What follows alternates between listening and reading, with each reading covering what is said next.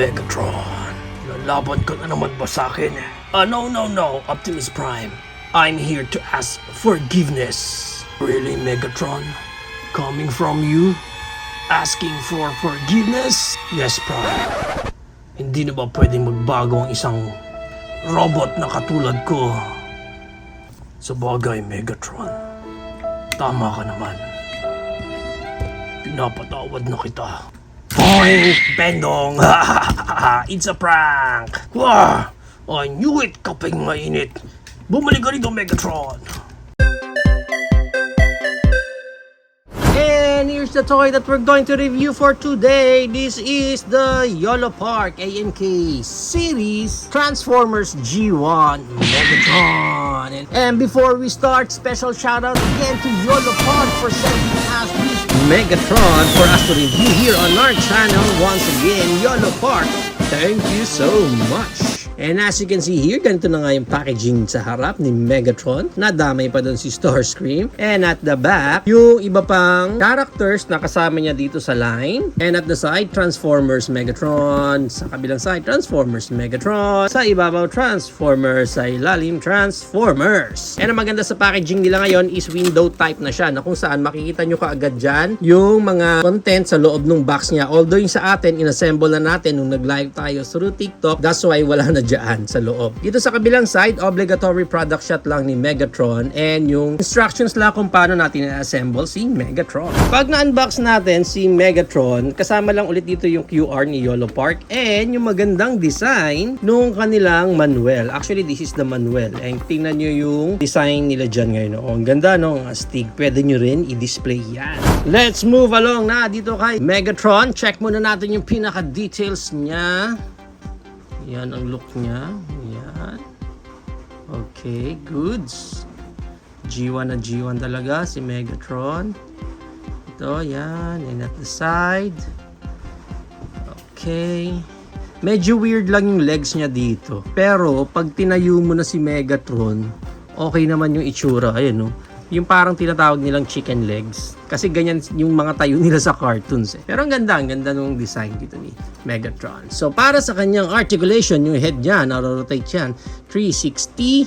May look up siya na ganyan, ganda. Look down niya, ang ganda kasi halos natatanggal yung leg niya sa likod. And of course, yung kanyang Creed moment, meron siyang arms wide open na ganyan. Pwede rin ma-rotate yan 360 and meron siyang butterfly joints din dyan sa kanyang shoulder. Dito sa kanyang bicep, naro-rotate din yan. Yung kanyang elbow bent, ganyan, double jointed, ang ganda. Yung kamay niya naro-rotate din. And yung mga fingers niya is articulated. Yung thumb niya articulated, yung pointy finger niya articulated, and itong tatlo magkakasama na yan sa articulation. Next is sa kanyang chest part, may up and down siya dyan. So pwede siyang mag-final countdown dyan. And may swivel din na ganyan. Next, sa kanyang waist, naro-rotate yan 360. Sa kanyang skirt, pwede rin ma-articulate yung mga skirt niya dyan. Although sa likod, hindi pwedeng maangat yung mga skirt niya sa likod. So, yung kanyang high kick, ganyan kataas, which is good. Sa back kick, ganyan lang kababa kasi hindi nga na aangat itong skirt niya sa likod.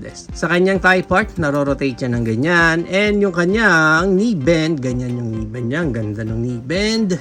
Sa paa niya, ball jointed yon. So, na-swivel niya ng ganyan and may up na ganyan and may down na ganyan. Next nun is dito sa kanyang toes. So may up and down lang din na ganyan. Para sa mga accessories ni Megatron, of course kasama itong kanyang plasma cannon. Actually yung plasma cannon niya, same lang talaga, even yung mold niya doon sa AMK Pro series na version naman ni Megatron. Parehong-pareho, wala lang talagang lagayan ng lights. So same yan, and even itong cannon niya sa likod, ganun din. Para sa height dito ni Megatron, ang height niya is around, nagpa siya ng 8 inches eh. Mga almost 8.5 inches na rin siya.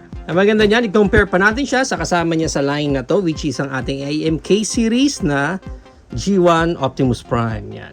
And let's include our AMK Pro Series version naman na Megatron. So yung malaking difference talaga nila is yung color. Metallic color talaga yung ginamit sa mga AMK Pro compared sa AMK series lang. So again, lahat ng magandang version ng AMK Pro wala dito sa AMK series.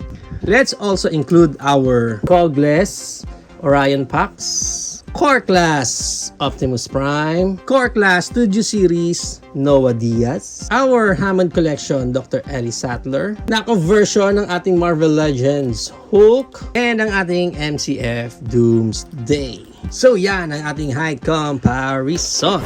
If you're planning to avail this AMK series na G1 Megatron, ang price range niya is around 1,200 up to 1,600 pesos. Depende na lang again kung saang specific market kayo makakuha ng specific copy nyo nito.